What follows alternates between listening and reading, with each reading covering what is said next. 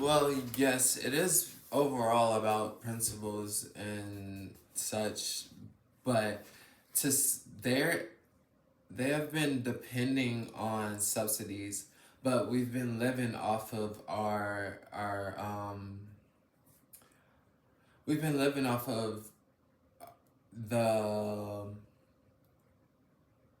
the cliches of our culture. That's what they've been living off of, but they've been dependent off of subsidies as well.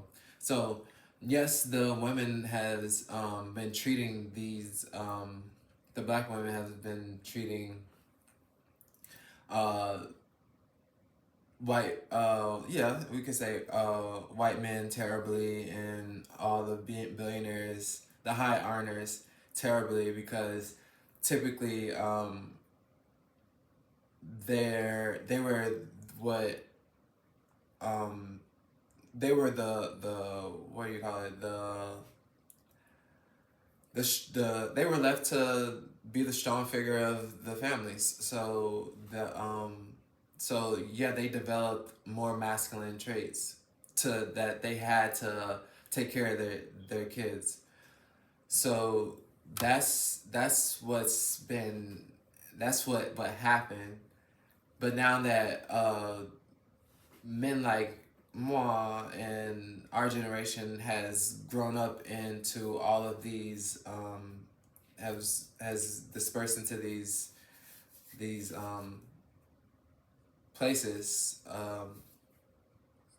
we've been getting caught up to date. So the like yeah, of course, Miami is booming, and it's because of uh weather, and it's because of um yeah, it's because of weather, and because of the Spanish learning from the white men. Like the Spanish oftentimes appease white men more than black men. So that's why we've been getting incarcerated, and and I mean, it's a lot of dynamics involved, but um, they have a neighboring country, which is Mexico. So they have a neighboring ally as far as Native Americans and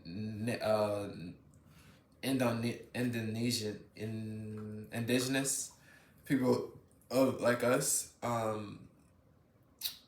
We didn't catch on, and we've just been here, and now we're starting to catch on to okay, the we can trust the white man.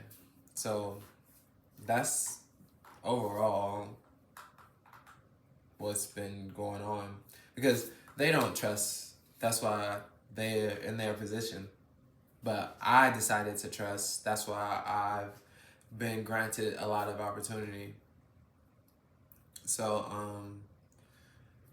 yeah, that's the underlying theme of the power dynamics that's happening. I can't wait for everyone to just mature up and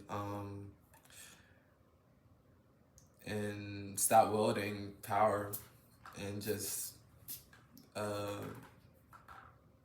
coincide with and be comfortable in their own skin, you know.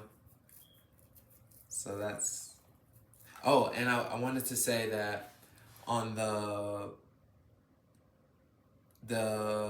military side, um, the Marines shouldn't use that as weaponry, because that was trial and error, and like some politicians, yeah, because people are mad that the politicians were getting wealthy off of their soldiers and stuff dying, and that's how it operated before. But you don't come and destroy the country or organize against the country because of things of the history. Like, we have to learn from history, not repeat it. So it's not wise for the VP to keep bringing that up, and to harden his heart on that. um, because those is trial and error, and they learn war, and that's a blessing from God that you get to make it out of that. So that's another thing, and there was something else.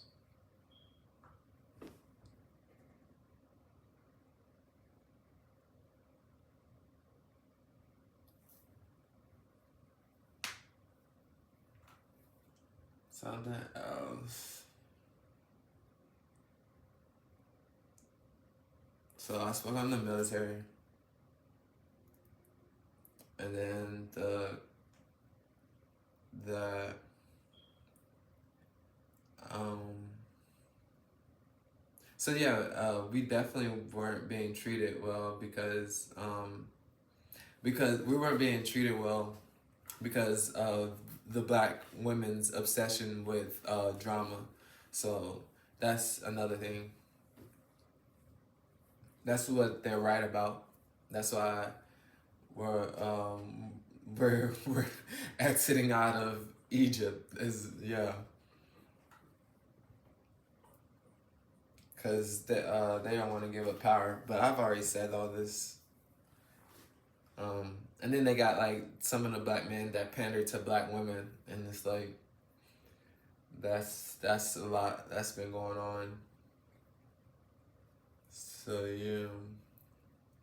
Oh, that's what I was gonna say. It's good that the NATO hasn't rushed into this warfare because we're not sure how the Marines and the Navy are reacting to all of this because we know a lot of Army and Air Force has been passing. So it seems like the Navy and the Marines have been trying to organize against uh, our own military, their own uh, team. So it's good that NATO hasn't rushed into this. It's better. It's best for the Arab nations to start moving their start moving their assets into the area and help the Iranian citizens that um, want their country back, so that they can have a more peaceful version of Islam. So it's good that NATO isn't rushing into this because this isn't no war. So we don't want them to just hop into this too early, you know, just like Brett said. So yeah.